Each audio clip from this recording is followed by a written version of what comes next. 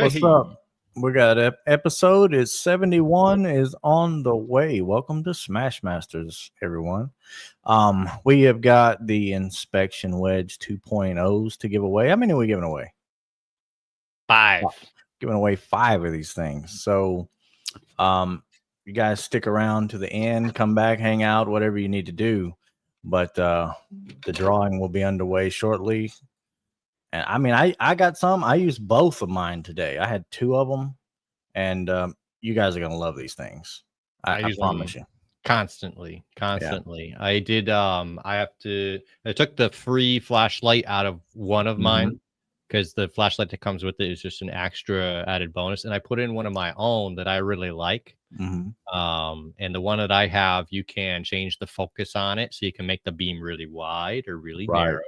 And it's rechargeable. So, and that negates everything that I've heard negative about the inspection wedge originally, you know, saying, oh, it only has a hot spot. Oh, it's not rechargeable. That's up to you. You can put in your own light in there. And whatever. Which one did you put in there just for reference? Like a stream light. So like the one you'd get off the tool truck. It's blue. So it's got the little button on it, just like the little black one that comes with it. It's from Streamlight, but it's got a little collar that you can pull off and recharge, and also you can spin that collar and it changes the focus, which is nice for this tool because I make the beam nice and wide, and then it lights up the door like nothing else. I promise you. Anyway, that's my hack for that tool.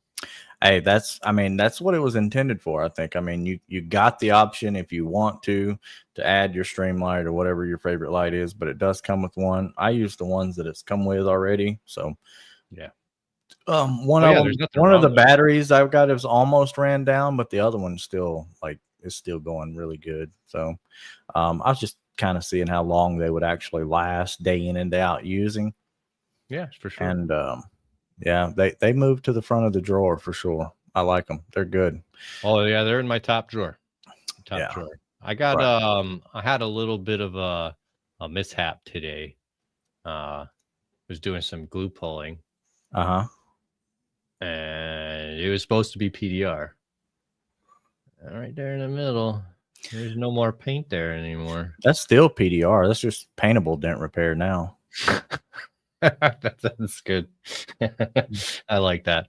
I mean, look, PDR Expo. And there's Gene. Wow, yeah.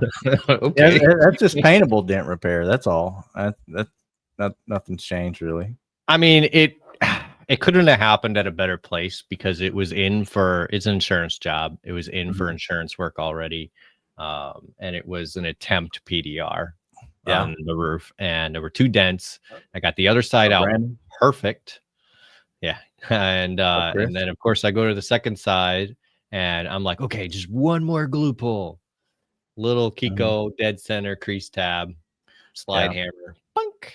And I was walking back to the toolbox going, all right, I'm gonna knock this down and be all done. Come back and there's a little white spot. Right. I mean, I've done it before.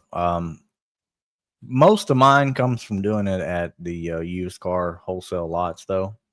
So kind of good on that. But it's always nice when you lift or pull a slide hammer, your tab, and then you got that nice, beautiful circle there of clear that's missing. No, it's not. It's like, well, that's the end of that one. On to the next. Yeah, that's for sure. It happens.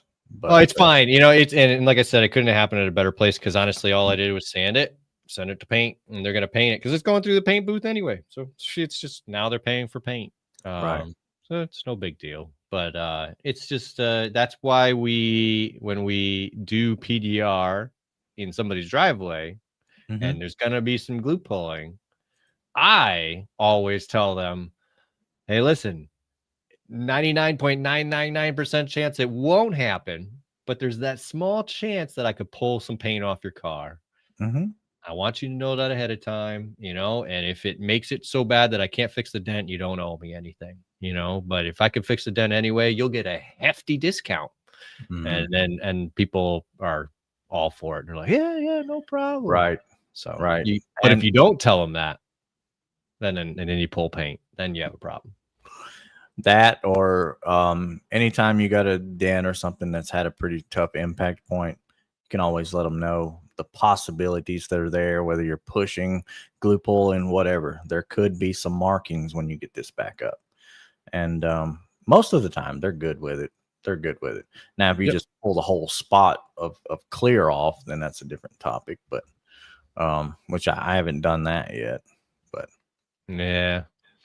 like you've seen those guys where they're pulling, slide hammer, and then a chunk of body filler comes off with it. Like, God, I wouldn't be pulling on panels that have been painted because I can spot them anyways. But man, Right. that would be sick. I would say the same thing because I can spot it as well. But I've gotten through some glue poles and then noticed like the sand scratches and dirt nibs, and I went, Yeah. "Oops!" I said, whoever applied this paint did a good job. Yeah. Well, from my experience, if it's been repainted but not primed and fillered and all that, it usually sticks pretty well. Sure. But it's when you get to those primed areas where it starts to like, yeah, if there's filler. primed areas, or if they done like use the cheap clear, you can, it's faded. You can Yeah, you tell. want to stay away from that. Right. Nick Right. from Dent Vision Tools says, "What's up on Instagram? What's going on, Nick?" What's up, Dent Vision? Chris said he did it on a Lexus. Yeah, I think. I mean, it does happen. What's up, Brian? I mean, that's what it just happens. It's part of it. So Yeah. there's no industry that's without its things that can go wrong. Right. And yep, that's exactly, that's true. So, but we've got a guy that has been doing PDR for quite some time now. I wonder if he's ever pulled any paint off. I don't know. We need to get him in and get his story going. What's up, Don? There he is, Joshua Dragos. Thanks for coming in, fellas. Man. Good evening, fellas. Yeah. It was really nice to meet you down at MTE in Florida. I mean, you're in the Florida area, so I guess that trip's not so bad for you. No, I'm 45 minutes from where they have MTE. 45 minutes, not too bad. That's nice. Not too bad. So yeah, it's nice getting to know you there. But I mean, as it is at MTE. For those that don't know, MTE is Mobile Tech Expo. It's a trade show in Florida. It goes on every year, usually January, February. It's for mobile techs from PDR world or detailing. And it grows bigger every year, and it's awesome. So if that fits you, you should come down and check it out. But anyway, as you know, at MTE, there's so many people, so much going on. It's tough to really sit and talk to somebody and anything. So glad to have you on the show so that we can really find out more about your story and see if you got any helpful info for the rest of us. So yeah, well, what was nice at MTE, we were all interested in the same classes, so it was like that's true. Back to back. The three of us and Chris were all in the same classes, and I think there was probably only one class that we didn't do together. Yeah, probably, yeah. And I didn't know what you guys picked, and that was what I was picking, and it was just I was bummed that Gene's class was the same time as Jonathan's, and of course I had to go to Jonathan's class. They do that every year. Yeah. We went to Gene's the first year, and then the second one we went to Jonathan's. Yeah, last year was the first year I did Education Day, and I regret not doing it sooner. Yeah, it's always a good time. It's definitely there's always good info during Education Day worth picking up. That's a tough repair. What's a tough? Oh, Chris says he said he tripped while holding a pick. If you could imagine that, 20-minute repair turned into 4 hours. Yeah. Kind of like when a cherry cap slips off your tool. You probably should invest in a hood stand. So you can sit down and repair that. Right. No, but yeah, Education Day is definitely worth it, especially if you're a newbie, because I picked up so much info my first year that was key to getting me started. Even listening to the shop owners round table where they're talking kind of advanced PDR business stuff. You can plan for your advanced PDR business stuff in the beginning and make it easy for you in the long run. So hearing all that stuff and before you even start, huge. Yeah, you can, but I don't feel like you can retain but so much knowledge until you put it in practice. You don't really start to blossom a lot of that, if that makes sense. And then when you go back next year, you go back and you re-listen to some of the things, or they might have updated something, and then you kind of hear it and you're like, oh man, I really like that. I'm going to use that, because right then where you could use it now, to where maybe your first year or your second year, you was like, I hear you, but I don't know where to apply it in my life. So it's worth it to go every year because of things like that. Yep. You hear the same speech. I mean, they always do the same thing, but if you heard the same speech twice, because you're more into it the second year, you'll pick up things that flew over your head the first year. I totally get what you're saying. Yeah, right. Yeah. Well, I mean, they all started out the same way with being mobile, so they know the struggles we're going through as a mobile business. Yeah, absolutely. They've just blown it up into having more employees and having to structure things differently. Well, all three of our markets are different as well. So I could learn something from your market and maybe not apply everything, but I could take a couple of things that you do from yours and bring them to mine, and they might work great. They may not work great. But either way, you took that knowledge and tested it to see what your market will capture and what it won't capture. And that's how you build your local market, in my opinion. I mean, that's what I've been doing, and it's been working great for me. Yeah, kind of what I picked up from that was basically, if you treat the customer how you want to be treated, you may have to spend a little extra time with them and listen to how they got the dent, what caused the pressure that they're under. Yeah. But it may lead into a conversation with their family, about their family. Like, you have to go through those steps. And regardless of your skill, if you're willing to listen and just make them feel comfortable with you, you're going to go a lot farther. I've won jobs just from listening about their problems. It wasn't even about the dent. It was what they got going on. And they're like, well, I trust you now. So right. I mean, I would rather you do the repair, even if you can't do it to 100%. Right. And when we started this out, we were like trying to be the best dent guy we could be, but we weren't the best business person, the best marketing team, and we dang sure didn't put therapy on the list. I didn't. But when we're out here repairing and doing things, I mean, you have to be confident enough on these people's vehicles at their place to listen to their story and, push and make sure you're doing what you're doing. And you can't be. The first few times I got into this, I was kind of afraid, not really afraid, but like nervous, kind of, them watching me. And then I'm looking at it from a couple of angles, and, they're just watching like, what are you doing? And it kind of makes you feel like, oh, maybe I am doing something wrong, or maybe I'm giving wrong vibes that I'm not feeling myself. But after a few repairs get out of the way, you get your system down. It works really well. Well, I mean, they don't know what it takes to fix a dent. They think it's like we all joke about, it's going to pop out. Right. And some may pop out, like big portions of it may pop out, but then it's the aftermath of that. Right. That you have to deal with. And they're like, well, that moved quickly. Why are you spending so much time doing this?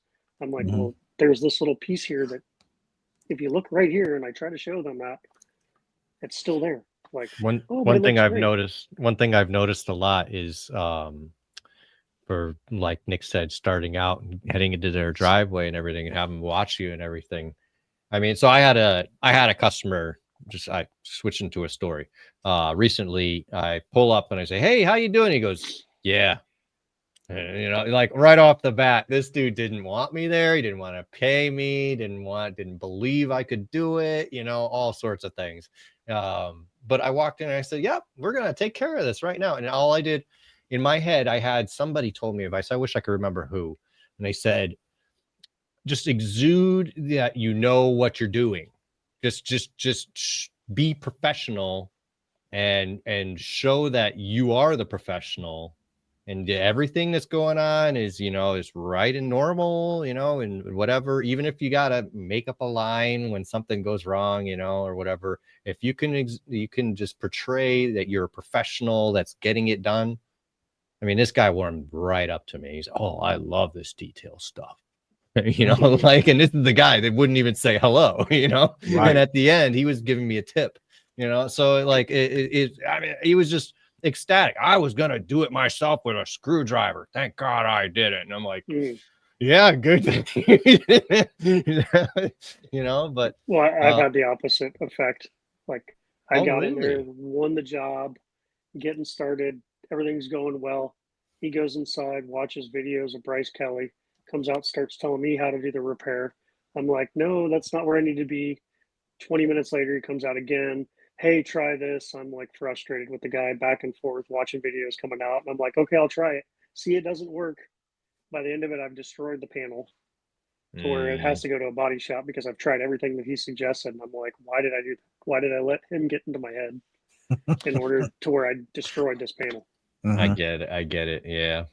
Yeah. That could be it. I mean, it's not an easy situation dealing with the people, and you don't know what you're walking into when you end up in somebody's driveway, what they're going to be like. And even from start to repair to the end, I had a customer at the beginning of a repair was like, yeah, that's great. Yeah, sure. That's great. And then when I was done, he came out with his wife, with his friend, you know, and they're checking, does the window go up and down? Check the door locks, this and that. What's that? You kicked that loose. And it's like, oh, what is going on? Like, I took care of your car. And at the end, you know, it was all good because everything worked. The dent was fixed. The wife was like, oh yeah, your son kicked that panel off, you know, like whatever damage he found, you know, wasn't me, you know, and I fixed it anyway. You know, I'm like, I'll pop that on. Like, I'll take care of it. You know, what are you gonna do? They were looking for a reason not to pay you. Right.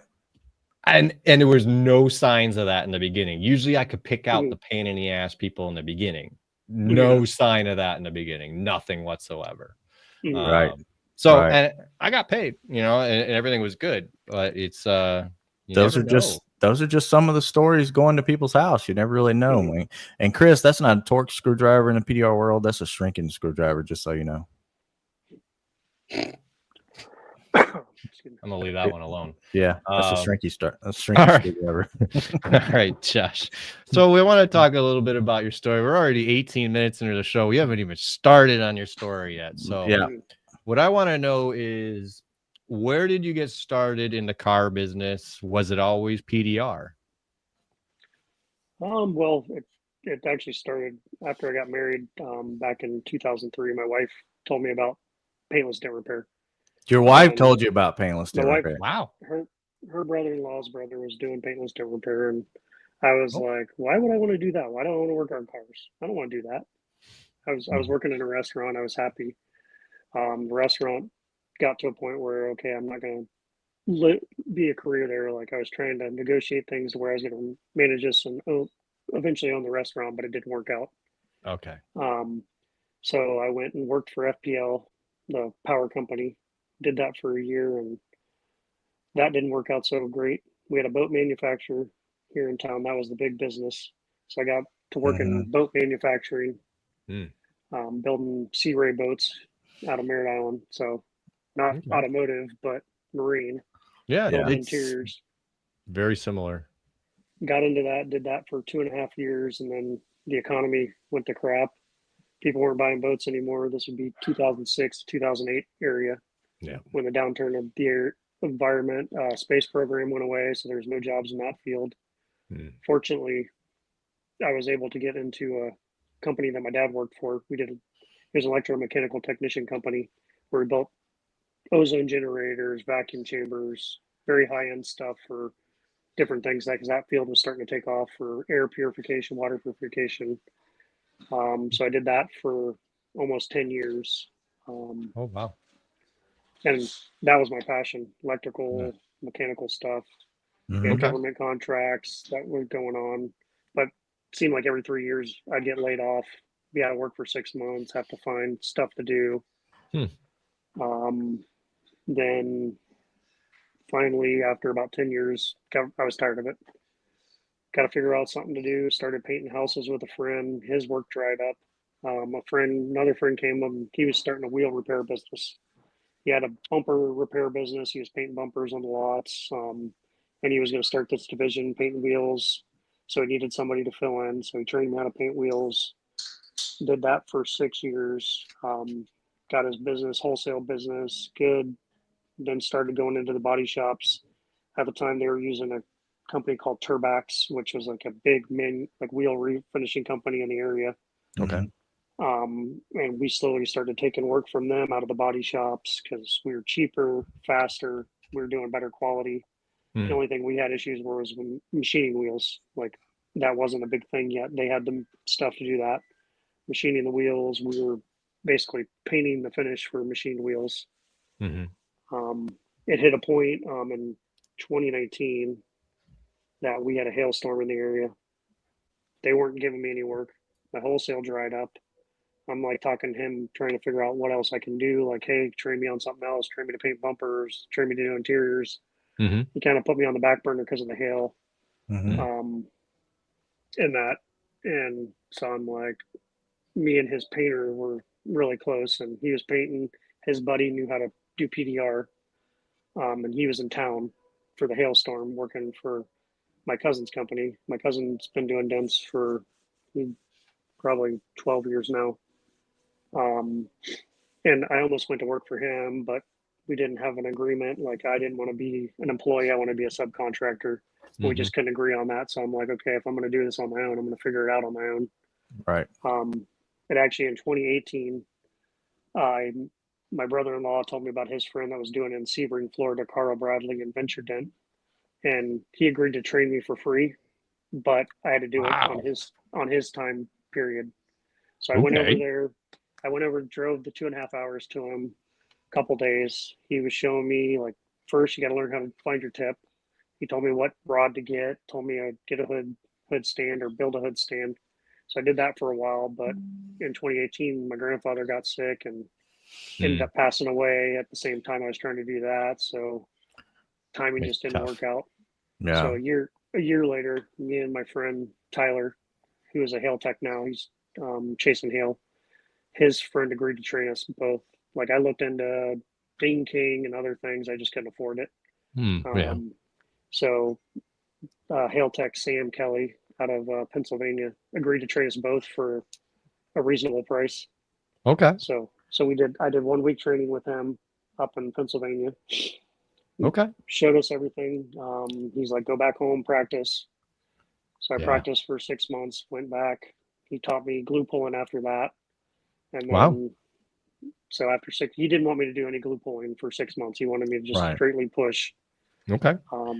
He's like, because if you start learning glue, that's going to be your go-to. You're not going to learn to push it in. You're just going to glue pull it. So after 6 months, I went back, did glue pull training for a few days. And I'd already been watching videos on glue pull training from Mike and everybody on YouTube and that. And because it's like, I obsess about things. So like even before I was even decided to get into dents, I was listening to PDR College, reaching out to people.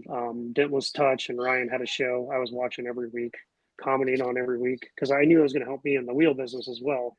Yeah. So I was taking that to apply to the wheel business, but I'm like, okay, I'm starting to get interested in this. So like I just every week watching these shows, watching videos, seeing who's doing what. Yeah. I mean, you're pretty much telling my story right there. I got obsessed. I think that's a blue collar thing. I mean, if you're going to be in a field, you have to kind of have that mindset, or else you'll lose interest. You'll lose focus on it because it is difficult. And like I said earlier, you can really only obtain so much knowledge before you use it, and then you identify where your weak points are, and then you kind of build those up. That's what you're doing when you're being obsessed with something. You're finding out your weakest points, and then you're dialing in on those. Or else, I mean, you wouldn't be looking up glue pulling and other stuff. You would already be, good at it. Yeah, right. I went to MTE before I even got into the field. Like I was like, let me go see what this is about. Like see the tools. Like I was very shy.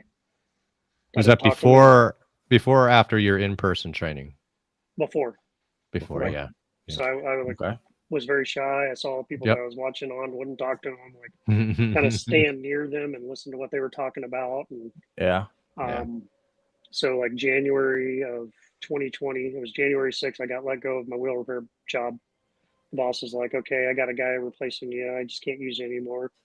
And like, I was about to put my 2 weeks notice in. I lined up work for about 2 weeks, and he's just like, okay, I'm done. And then like 3 days later, he calls me back like, hey, why don't you finish those jobs? Because he wanted the percentage off of it. And I'm just like, yeah, I'm not going to do that. That's not important. So MTE was that same weekend. I see Ryan.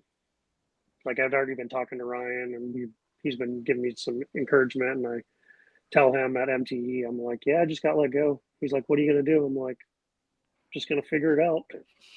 Yeah. And he didn't realize like that's the significance of that. Right. Well, right. Like I had no money. My wife's with me. A good friend, Todd Dickerson with TAPS PDR. He's in Pennsylvania now. He was there. And like I'm looking at stuff and I'm like, hey, the limited fatty light just came out. I'm like, he's selling them for $500. Do you think I should buy it?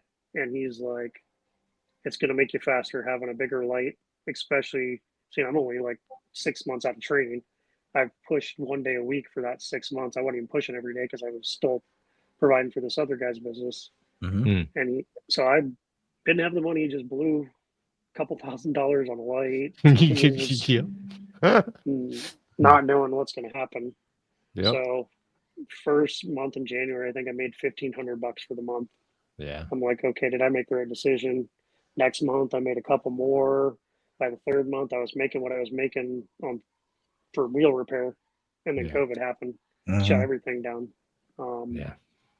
So like I was back to where I was making, like, okay, I'm going to be able to provide for my family. Now I'm not going to make anything because, it didn't shut down in Florida, but the companies I were working for decided not to. Everything slowed down. Yeah. I mean, pretty much everyone was affected by it. You know, even if you stayed at work, you know, usually it either slowed down or sped up. Some industries went crazy. I do want to just point in there that for those that do go to MTE, when you see the Mike Toledo or the Gene Fetty or the Zan Vidic or whatever, just go and talk to them. You know, I get your point that you were shy, and I mean I get it too. I do the same thing. I went to SEMA, and there I definitely avoided a few people that I shouldn't have. But it happens. I mean, you get shy. I don't want to talk to him. But I wasn't in the industry. I get it. No, naive. It's just my first MTE, nobody knew who I was. I walked up to everyone I recognized and said, hi, I'm Stefan Eschi, and I'm 100 times better off for it. Because most of those people I know their phone numbers now. Yeah, same here. I have 90% of their phone numbers now, and I can reach out to them when I'm in a bind.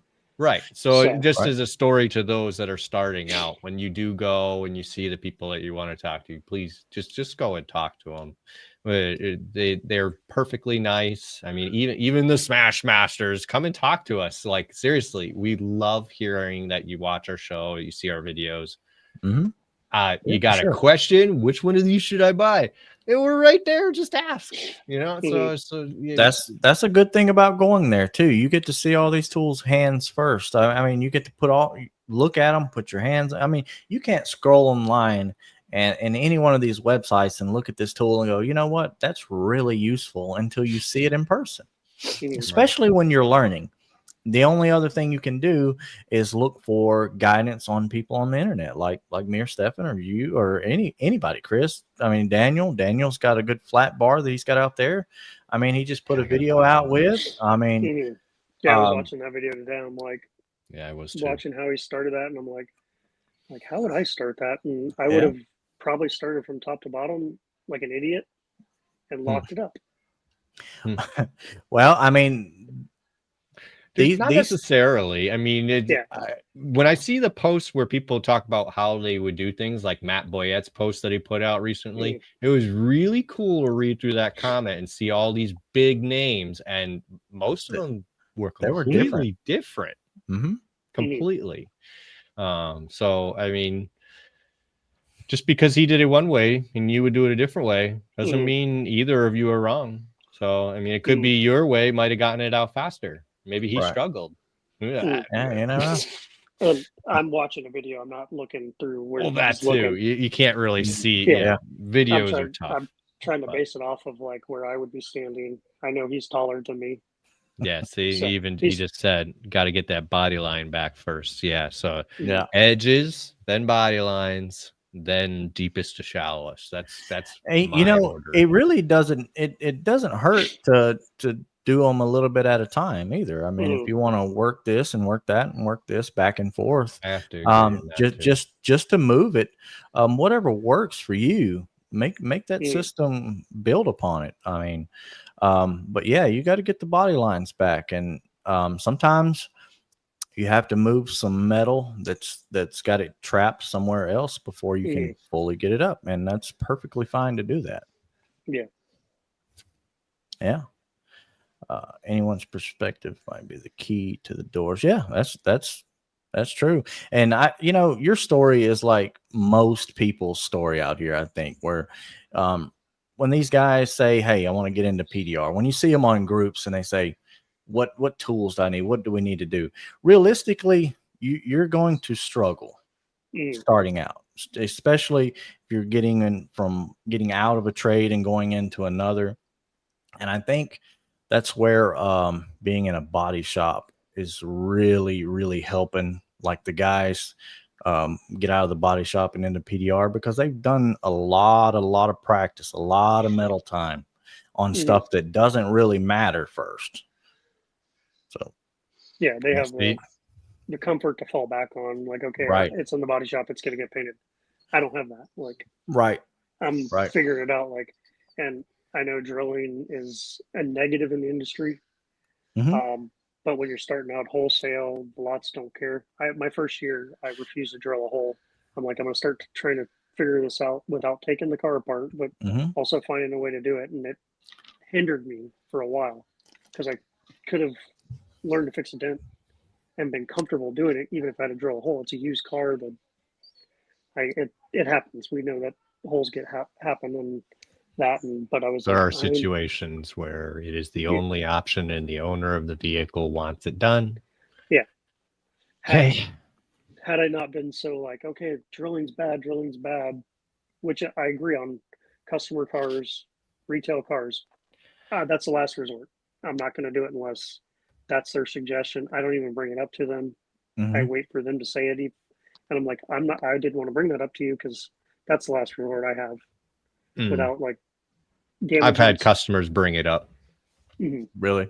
Yep. I've had customers bring it up because I tell them, I got to glue pull this. Well, if you got to put a hole down at the bottom there, I'm okay with that. And I said, like, I haven't done it yet.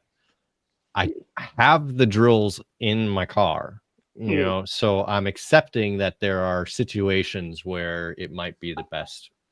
But everything in me is still in that first mode you were in. Do everything I can to not drill that hole. And I've been, I've surprised a few people, including myself. There was another PDR tech I was working with. He's like, I put one right here. And I'm like, I'm just going to glue pull it for a while. I got time. Okay. So I just sat there and literally, I think I threw on an audiobook and I just glue pull. It's okay. You can tell us it was David. David. It's okay. I didn't say it. So I'm sitting there and I had time. I'm like, I'm just gonna glue pull it till the guy shows up, and I got nothing else to do. And he's like, all right. For the drill masters, wizard. It's okay. We know that. And I glue pulled that thing out. Like he even told the customer, he's like, that ain't coming out. He's like, he told the customer, it's not coming out. I got it out. Having the light on it, I didn't think I got it out, but with the color it was, where it was, and everything after I was done, I turned the light off. I went, oh, where's the dent? Got it out, huh? I guess I got it out, and the customer was ecstatic. No holes drilled, So it is what it is. But like I said, it varies from whatever day we're dealing with it. Like how's our day going? Like you could be having a terrible day and it's like everything you try, even if you think it's the right thing, doesn't work. Yeah. Right. And that's what I've learned is crazy thing about this business is like your emotions play so much in how a repair turns out. It does. I like to put the hard repairs in the morning when I have more patience. Mhm. I put the easy ones in the afternoon. Yeah, I like this, the mindset of keeping the drill away, you know, it does make you a better tech. But and then saying that, you know, this is a when you're a body guy, I mean, technically your first PDR tool is the unibit and the drill. So you guys are already one step into the tool buying. I always tell body shop guys when I go into their place and they're like, "What kind of tools you use?" I'm like, "You already got one of them right there, big old giant unibit from Harbor Freight, you know." And that's what for drilling out the spot welds. Yeah, that's what I tell them. Well, there's a million uses in a body shop. Mm-hmm. Actually, those unibits in body shops are usually used for holes and bumpers. That's usually what you find, because a drill bit, if you try, doesn't really drill a circular hole. It does a triangular hole.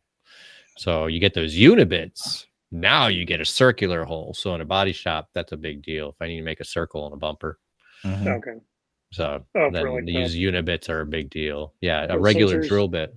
Yeah, for sensors. I mean, there's better tools for that now, like press tools that press a little disc through the plastic and makes a perfect hole, the right size. Electrical, we had stuff like that for punching panels out for fittings and that. So yeah, that, or if you got aftermarket brackets that are like cut out with a blowtorch, it helps to straighten that stuff up with a unibit. Or you get a GM fender where they forgot to drill the holes. Yeah. See ya, James. I've had that happen many times on an OE just Chevy one thing, fender. Don't let James win. If he didn't enter, good, but don't. No, I'm just messing. He's in. He's entered. He was tagged a bunch of times. I know he was. Yeah, he tagged us all. Yeah, that's great. I'm probably the second most winning person on Facebook compared to James. Yeah. I'm not going to talk about what tools you didn't buy there, Adam. So we'll leave that one alone. You let's get back to your story a little bit, because we're at 38 minutes in already. But when did you feel like you started getting comfortable, like out in the PDR world, like we were talking about stories, going to people's houses and all that? How long did it take you to get comfortable? I don't know that I'm still comfortable. Right. I love that answer. How long have you been doing PDR then? Well, I started my business in 2019, so I filed for a business name before I even got trained. Okay. January of 2020 is when I went out on my own.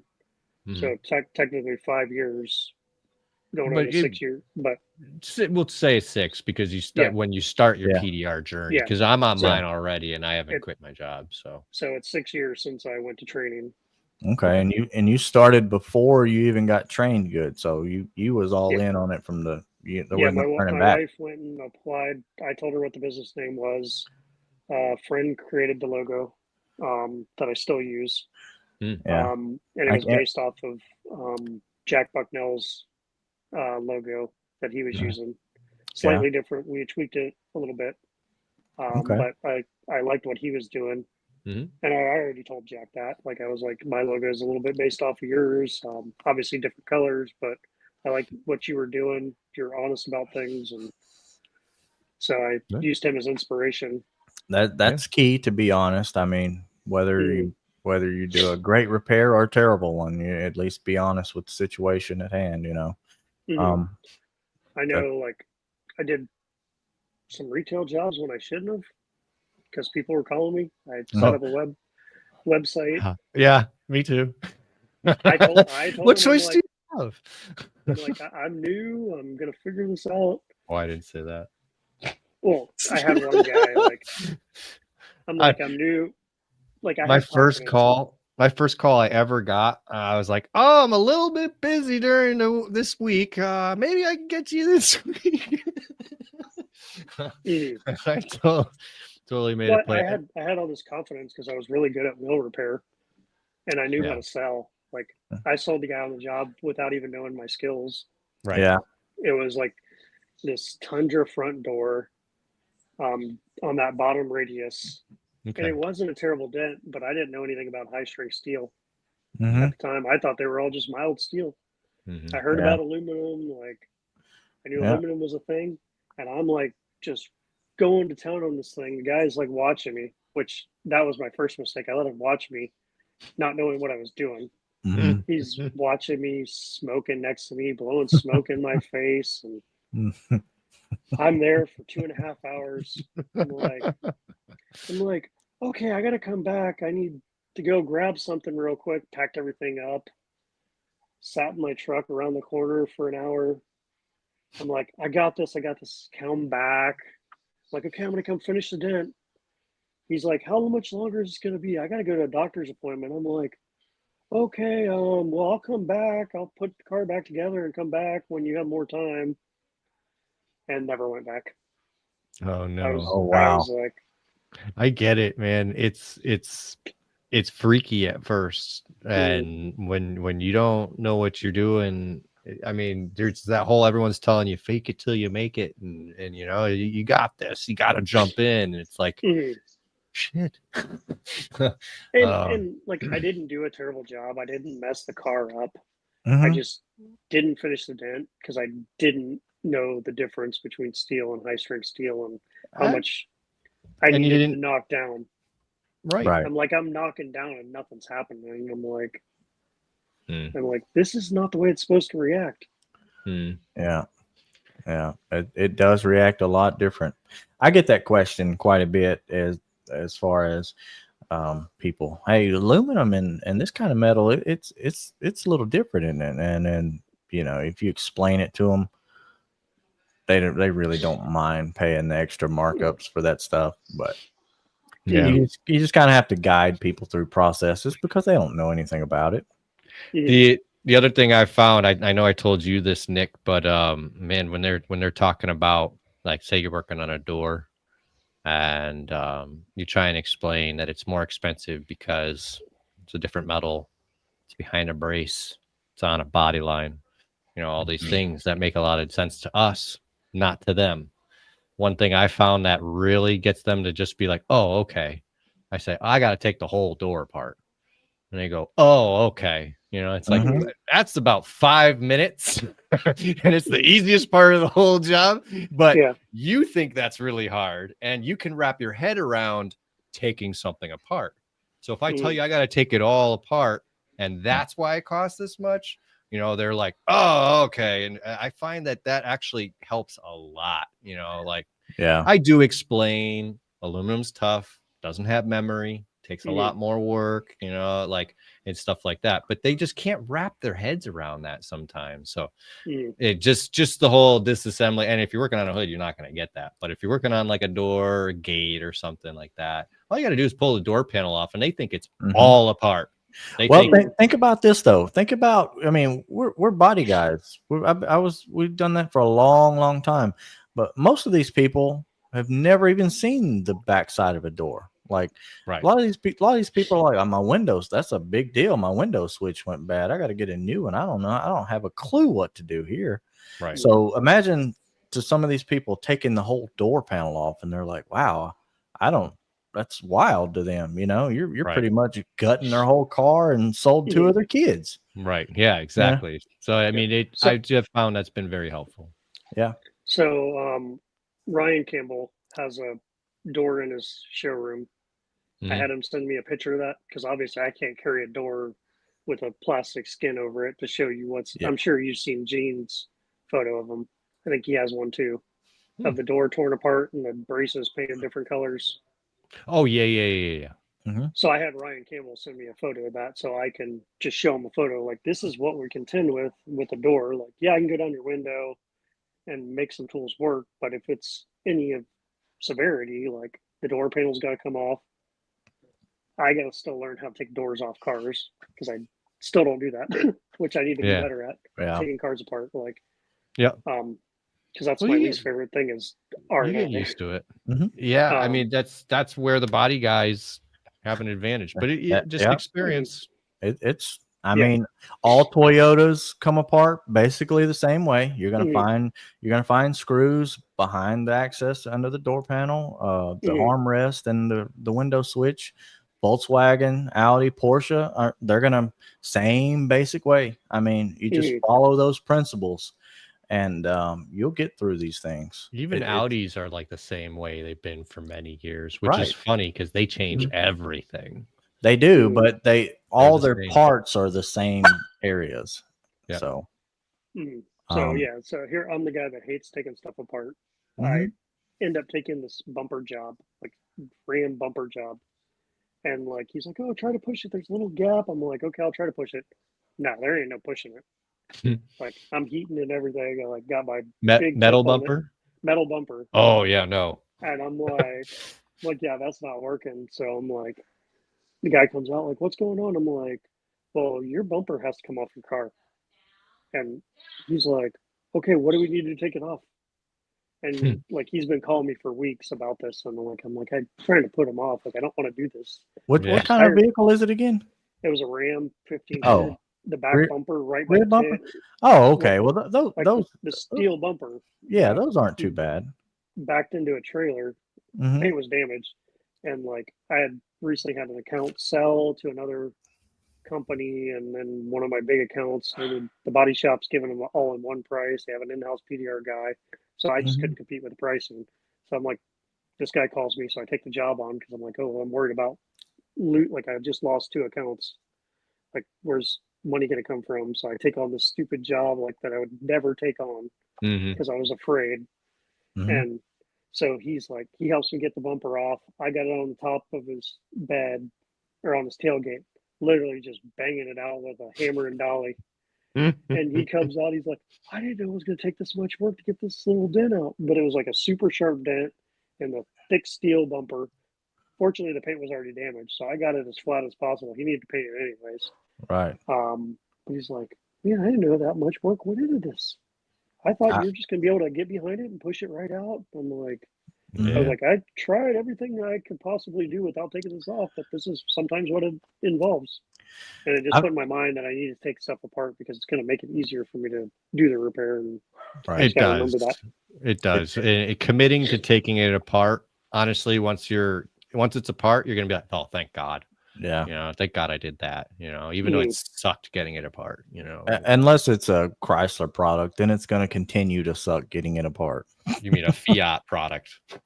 Because that's my biggest account. A Chrysler Dodge Ram dealership is my biggest account that I do. Yeah, Grand Cherokees. I don't know which one you're working on, but they're laminated glass. There's no access holes around the outside, and it's all plastic. It's just a freaking. The plugs suck now because they're bolted in, and Chryslers are horrible.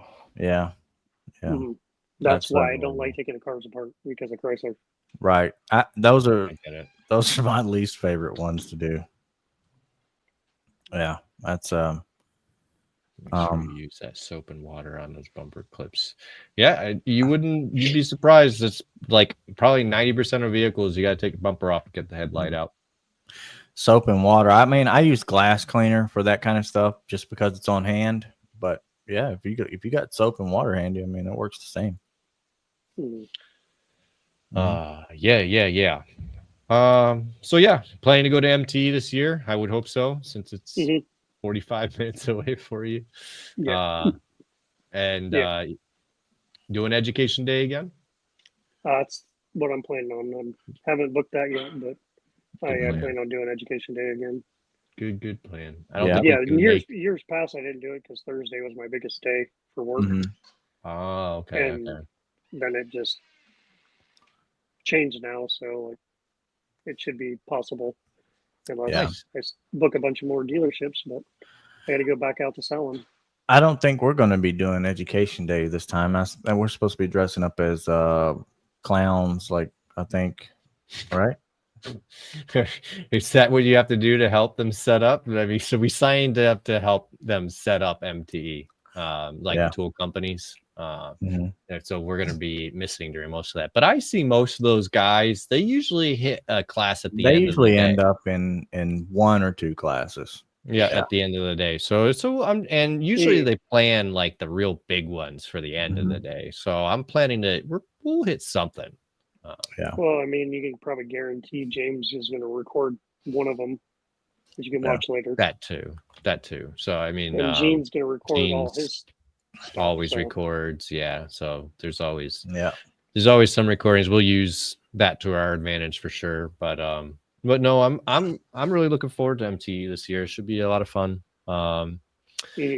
Especially another year of the podcast going, get to talk to people like you, and then go to hang out. We're gonna have to set up a dinner or something with a bunch of people. Yeah, and I was just thinking, like Chris said, the next Dent Reaper video challenge. There's no reason why we couldn't have a challenge. And I still haven't yet to do anything. Like I told Ryan years ago, I'm going to start doing videos with my face. And yeah, you did 2 stupid videos, and I remember you saying that. Yeah, it's like as soon as I get to work, like I have a problem with it's difficult. Working. Yeah, it's time consuming. You have to remember, and not only remember to do it once, you got to remember to do it like 10 times throughout the process. Yeah, and I just bought the Meta glasses. And those are a game changer. I filmed taking out a tail light of a Forester and reinstalling it because I'm like, okay, the first thing I can do is an RNI video. Well, you'd be surprised, like we were just talking about. There's people that are intimidated by door panels, tail lights, headlights, all this stuff, and they'll look up your video. They'll look up your stuff. I didn't. Right, and I don't think about that because I'm in the world. I haven't been exposed to like video footage because I don't watch TV a whole lot, so I'm not that great at all that stuff. But Stephen he'll have some of these ideas. I'm like, man, I could have come up with that. I could have did like, I've done. I didn't even think of that. So it's the smallest stuff that you wouldn't think about. Yeah, because I'm constantly like, okay, how does this come apart? Like, I know I have to take it apart. Like, please not be something difficult. Right. And I'll look it up. That's my Dreamy Awards T-shirt right there. I almost wore mine. I would have changed my shirt. I was trying to represent my company, but my company's not even in the screen because I'm on an iPad. So that's one thing I'm like, always be selling. Like, I've heard sick of me wearing my stuff everywhere. But I'm like, that's free advertisement. I do the same thing. I mean, I don't even unhook my trailer from my truck. I just go and do whatever with it hooked up. I mean, I used to unhook it and then I screw that, man. I just drive that thing wherever in my shirt that I wear every day, whatever. I don't even care. I don't even care. But what Chris says here, he uses eBay and the parts list breakdown. I've seen a couple other people say that. I've never Hudson used said he uses eBay to find where clips are, and I started using eBay for that too. I used it. I had somebody send me a picture of a crushed fender, like the front end of it was crushed, and it looked okay. But I'm looking at it going, I think that's the fender that has a whole structure behind it right there. I went to eBay, looked up the part. Yep, there's all that structure behind it. Sent him a message. Head to the collision repair shop, dude. See ya. I'm not even gonna waste my time coming to see you on that one. Yeah, it saved me so much time. I had a friend had a BMW X3 2017, and like she asked me to come out and just like push on it and see what's going on. The horn is like right in the way of the body line, and I didn't know that. I'm like trying to figure it out, and without knowing, trying to push it. I'm like, there's something in the way. I just can't figure out what it was. She ended up purchasing a fender, had somebody else paint it. The person was supposed to install it. That fell through. I ended up having to install it. And I'm like, I don't install parts. You do now. I did because of who the person was. It was my wife's good customer for real estate. And I'm like, I'm going to figure this out. Like, I'm not a body guy, like never exchanged parts like this. And just figured it out. Like with eBay, looked at where the bolts were, and it helped me do it, and I put it back together, and everything fit properly, which I was stoked on, and she was. About the most unique bumper that I've ever taken off had to be at the freaking truck stop where they had turned and damaged it. Like I don't know what actually damaged it, but poked a hole in it. It was on I think it was a Hyundai. No, it was a Kia something.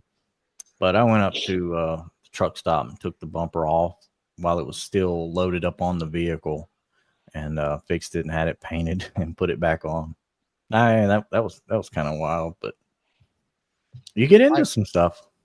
I feel like this is something that I know I'm going to be offering it pretty soon, because I get people all the time, you know, they're like, oh, well, I could get a used part for that, painted the same color. I'm going to go do that, you know, and then they just disappear. It's like, well, shit, I can change parts, you know? And so if I was to, you know, offer that option to my customers, you know, it's like, oh, you don't want it repaired. Do you care if the color's a little off? And if there's like chips in the paint? No. Oh, well, I can get you a junkyard fender painted the same color, roughly the same color, and I'll install it for you. You just got to upcharge the color match polish. That's all you have to really do. Well, I mean, it's a money maker is what I'm trying to, color match. Yeah, sure. You buff the adjacent panels, blend to match. Yeah. You got to do the whole panel. Just blend it in. Just half of them. But yeah, no, I mean, I can get the part, I can push the dents out of it, and I'll put it on your car, you know, and then you save some money that way. I think that's something we should all be doing, honestly. And I have done that for customers before. Like, it's something, okay, that they don't want to go to the body shop to have it resprayed. The part is readily available. Like, I've found that to put them in the right direction to go purchase it.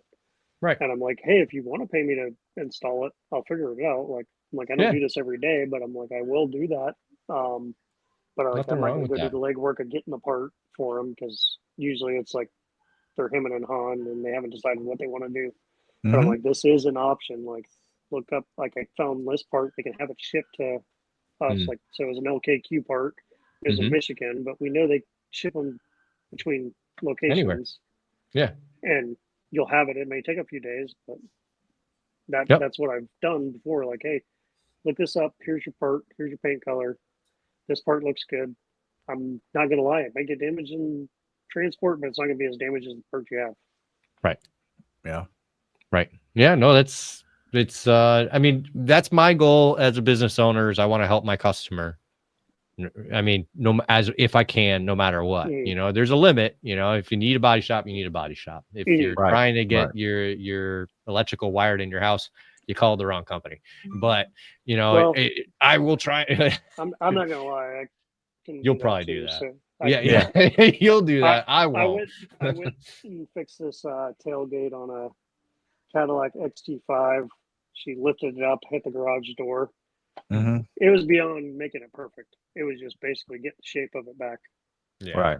And I got the shape of it back, and she started telling me about her electrical problem. Like, oh, I want an outlet here. And I'm like, I get up in her attic. I'm looking like, oh, it's not really that hard to do. But her handyman, oh, it's going to take all day and you got to do this. I'm like, no, you don't have to do that. And she's like, well, when can you come do it? I'm like, I'll let you know when my schedule's free. But if I ever run out of work, at least I know I can go do that. Hey, money's money. Money's money, man. Right. And nobody can take your skills from you.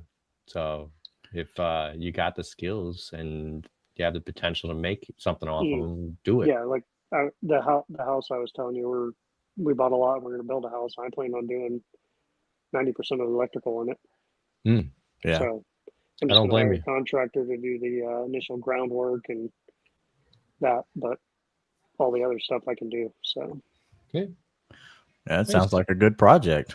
Yeah, I mean, you know, you could post about your journey through that. That would be something that a lot of people would enjoy. So. One thing I would say with people getting into this business, like, be okay here and now. Right. And being okay starting over. Nothing's guaranteed. We might build tons of accounts, but they're not loyal to us. Right. They're only loyal to their bottom line. And at the end of the day, we're helping them with the bottom line. And if we help them make us feel like family, that's great. But at the end of the day, what's going to get them past. So you may not be what gets them through it.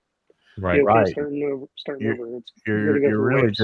You're really just one manager change away from losing an account. Yep. Mm-hmm. And I learned that, like, I knew it the whole time, and I'm like, because I had it with wheels. Like, I had this dealership. My uncle was best friends with the owner's son. He was his best man in the wedding. I worked for a company doing wheels. The dealership was unhappy with him, and I lost it, even though the owner's son said, "I'll never get rid of you because you're family." Yeah. Mm-hmm. I lost the account because who owned the company I worked for? Right. It was nothing I did. And just recently, losing the dealership that got bought out and the one going in house through the body shop. And it was like, I've been at these dealerships for quite a few years, and everyone knew me. And I thought I was comfortable, and it made me really think, like, okay, each dealership doesn't matter. Like, no, I'm 90% wholesale, but yeah, at the end of the day, it's whatever's best for that dealership, and you may not be best for that dealership. So, right. Yeah. And the dealerships up here change owners faster than like we change seasons. So it's a not so crapshoot. bad. It's not that bad down here, but Yeah. it's slowly getting that way. And everything's locked down by Dent Wizard up here, so I'm fighting an uphill battle. But I'm determined. There's a local big group, not huge, but a pretty big dealership group in my area, and I'm determined to get that one. And I know the body shop owner for that group, so I've got an in. Trying. Yeah, parts of Orlando are the same way. Dent Wizard, like my manager from the other store that got bought out, moved to another dealership, and he's trying to help the owner understand that Dent Wizard is not the best for them. Like, they're not fixing stuff. Like, he wants to bring me in. It's just it hasn't happened yet. Right. But as soon as that can happen, he's going to bring me in, the guys that were working at his other dealership, because we were fixing the cars and they were selling the cars we were fixing. Cars Dent Wizard has been fixing. And I don't want to talk negatively about any company, but no. And we have really good Dent Wizard techs here, like you do there, but we also have some really bad ones. Yeah, and they're everywhere. They're everywhere, private and not. So it just is what it is. Part of the industry, and it's I'm actually almost a little excited about this challenge of taking this from Dent Wizard. This group, I think that'll be quite an accomplishment if I do, or any of them, honestly, even a single dealership. But just to grab one, convince them I'm the right tech, and hold on to them as long as they'll have me. I think that'll make me warm and fuzzy inside. Well, you just find your niche and you just stick to it, and those people will end up finding you, and you won't really have to sell yourself at that point. I don't doubt that. It's I am going to enjoy the chase of getting some kind of wholesale gigs when I'm full time. Yeah. My problem is that that's around here. Don't think they can charge money. Yeah, that's a problem. I have people around here that do the same thing, but I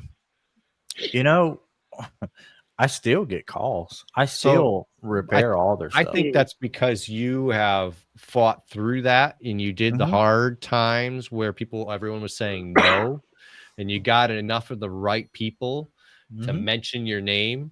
Now you're known as the guy that gets it done right, whereas they're known as the guys that just get it right. And and that's not just for me. That's for anybody doing business in general. Right. Like, regardless if it's PDR or whatever, you just stick with it and stick to your plan, your process. And where these guys can't fix something, they'll turn body line dents down. They'll turn the bigger stuff down. So, Chris, I'm a 150. You gotta feel out your market for you, and I'm not telling you you're wrong. For me, it's a 150 minimum. I don't get out of the car unless it's 150. I had somebody arguing with me to the fact the other day, and he's like, "I think you can do it for 100," and I'm like, "I'm gonna tell you, No, I'm already discounting you at 150. See, Why look didn't what Mobile Tech RX comes up to 175. I said, I'm going to do 150 and we're going to stick at that 150. He goes, okay, I say nothing more. You do the repair. When they do that to me, I tell them I just go up. When they go down, I go up. Yeah. As simple as that. And you got to feel now it's 200. You got to feel out your customer, even on the wholesale side. I have some lots that don't want to pay me great for stuff. Oh, yeah, Chris isn't mobile. Right. I struggle to get more than a panel price. Besides what the size of it is, and in your market is what it is. It was my fault because, like, in the beginning, I was like, everything had to be a certain price just to get the work, and they got used to it. And like, I'm slowly like, okay, this one's going to be this much because I got to do all this, and they're slowly coming up to it. And it's, but it's like also got to get out of my mentality of like, okay, I already told them panel price, right? But this is going to take me twice as long as this small little door ding. I'll fix 10 door dings in your panel for that price because I know I'm going to get them out real quick. Now you want me to fix a football size dent for the same price, and I got them too comfortable because in the beginning I was like, just give me whatever you have. And you know, every day is going to change. Some days you're going to need money more than others. You know, so you're willing to do a little more for a little less. And the dent in the morning might be tiny and you charge $200, and then the dent in the afternoon might be like this and you charge $200. You know, it's just like each customer is different, and as long as you're okay with the amount of money you're getting for the repair, that's what matters. But also, like, I have this lot that gave me my first shop when I first got into it, and like they weren't giving me much work in the beginning. I'd put them off, like, but I would show up. Now they're giving me a couple $100 to almost $1,000 a week, whereas before it was like I'd drive over there and make $50. Right. But like they are developing their process. Now they're adding me into that process, and they're seeing by me fixing their cars are selling quicker. Now they see the value. So like, like even these rock lots or these small mom and pop shops, look at them as valuable resources. You can find a way to develop them into, you're helping them make money and they're helping you make money. It's going to move forward for all of you. Yeah, and absolutely. If they have the right mindset, it's going to help both of you. It takes you a couple of years to fill out your process when taking on new clients. That's for sure. But we are at 1 hour and 8 minutes in. So, you want to hang out with us and get some of these giveaways going? Yeah, go ahead. Let's do it. Yeah. How many? And if I win, it's not bias. So we've got 5 to give away. We've got 14 people that entered max. So whoever's on here, man, you got a really good chance of getting one of these. And if I don't win, Hudson, help me out. No, I'm just kidding. Yeah, you better send me one, Hudson. Yeah. So I got secrets, Hudson. Come on. Okay, I got them here. So you know I agree with you, Chris. I agree with you on that point. Sometimes they need a little bit to think about it, and they'll come back. Smashmaster stickers. I think I got some of those at MTE. We gotta get some more. Gotta get some more. We'll have to pick another color for MTE this year. Yeah, we did the that's technically a negative color.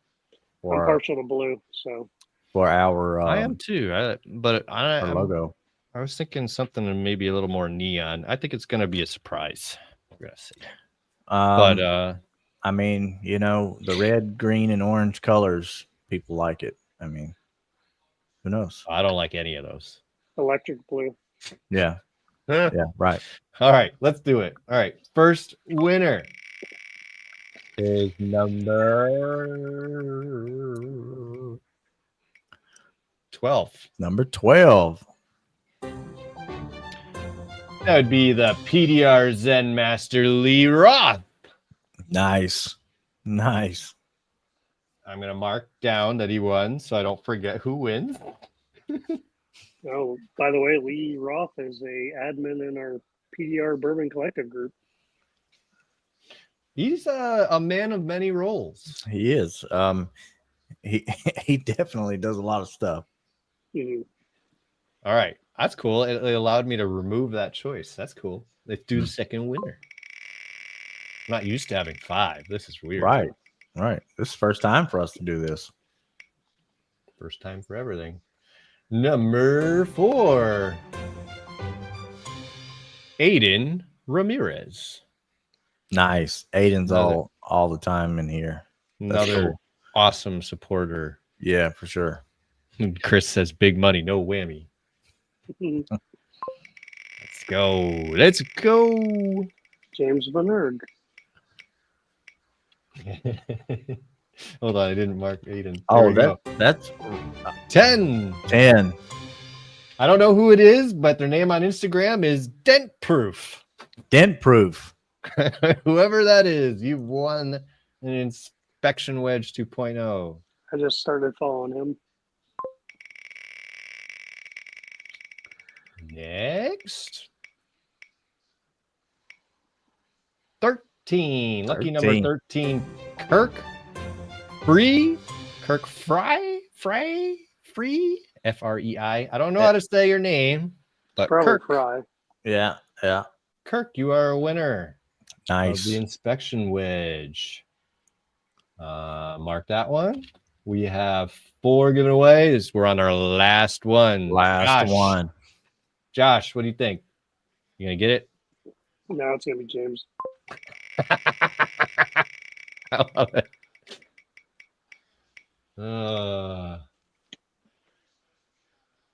Number 5. Chase Hayes. Okay, nice. We have all of our winners. Looks like you're gonna have to buy it, Josh. Yep. Dang. Add to my other 10 wedges I have. It's worth it to have one. Yeah, it will. It'll become your go-to clip tool, especially for somebody who's not as comfortable taking something apart. With the light added in there, you're seeing exactly where you're placing, and you're getting just the clip you need instead of the panel that you don't want to break. So it's a Hudson a guilt trip about it, and he'll send me one. It's a wedge for sure, but to me, it's a clip tool. By far and away. I'm 14. Actually, you are 14. How did you know you were number 14? Huh? He must be a Bengals fan. Oh, that's funny. All right. Wow. Well, Josh, thank you for coming on. It was a pleasure having you on and talking to you. It was nice to do so. And Nick, thanks for coming on. And if anybody wants to reach out to me, they're more than welcome to. Yeah. I mean, you had a great story, and it's real relatable. It's real it's an everyday story, and I think a lot of people will get a lot of good investing out of that. And between what I said here and what I said on Ryan's show, like there's a lot more to it. Sure. And I've dealt with a lot more than people. Like, so if they have questions, they're more than welcome to reach out and that. So awesome. Or walk up to you at MTE. Don't be shy. Well, in saying that, I'm still debating on getting rid of the mustache, but don't do that. I won't be able to find you. Yeah, we won't know who you are if you get rid of that. Yeah, show an up close picture of your business again. And what's the name of that? Atlantic Dent Repair. And where can we look you up on social medias? It's Atlantic_PDR on Instagram, Atlantic Dent Repairs, or Atlantic Dent Repair on Facebook. My website's AtlanticDentRepairs.com. Okay. As long as it doesn't say mobile, there is an Atlantic Mobile Dent Repair out of North Carolina. Okay. And I get a lot of calls from North Carolina for some reason. Because there is a Brevard, North Carolina. I live in Brevard County, Florida. Oh, crap. Wow. Of course, right? So many calls from out of North Carolina, and I'm like, I am so far away from you, but look up them. But yeah, it happens. But yeah, I mean, I'm glad you pointed that out. I'm in Cocoa Beach, Florida, 45 minutes east of Orlando. Okay, all right. Been here my whole life. Well, like Chris said, man, we're glad you came on. We look forward to seeing you at MTE. I know that's going to be a fun event, and there might be a hood stand Chris is interested in tomorrow night on Dead Sin Dreams. Oh, there's a possibility of a release of that, but I know there is a motorcycle tank vice being shown on it. So, ooh, the new Moto 360. That thing looks. Chris had a pretty sweet one of those that he showed for a minute. But Chris needs to get a hood stand. I know he doesn't like to take hoods off cars. Right. But there's going to be that one dent he can't get to with it on the car that he needs to take it off. Get a hood stand, Chris. Yeah.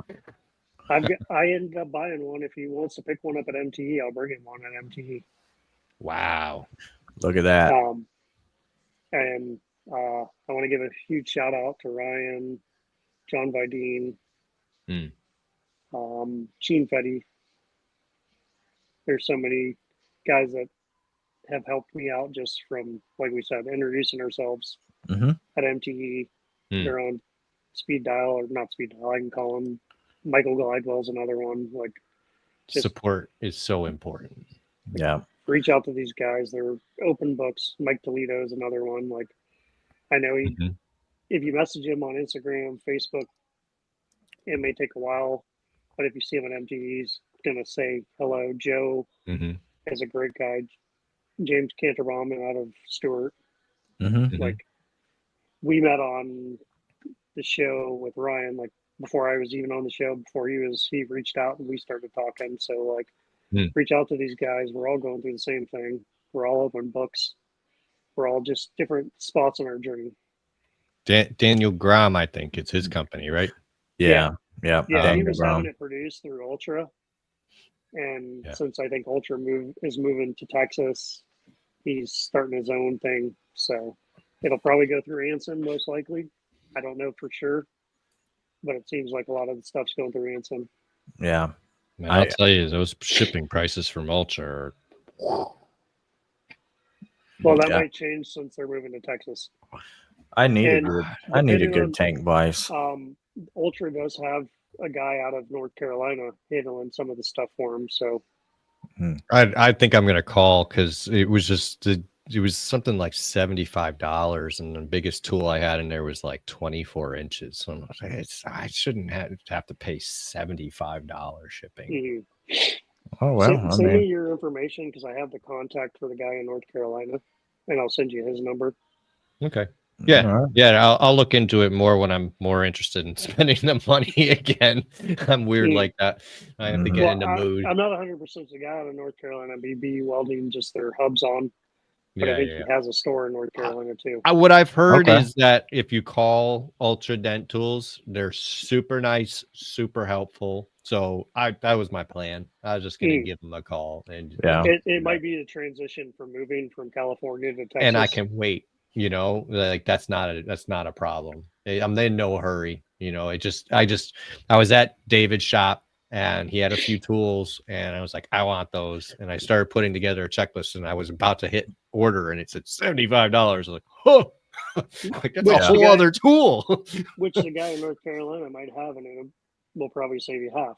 Right. Yeah. So that's what I'm like, one or the other. I'll figure it out. I'll send you his contact, and you reach out to him and see if that's the case. Okay. We'll do. Yeah. Sounds good. Yeah. Thanks for everybody for coming on. Definitely remember to hit that like and subscribe button, please. And we appreciate you guys.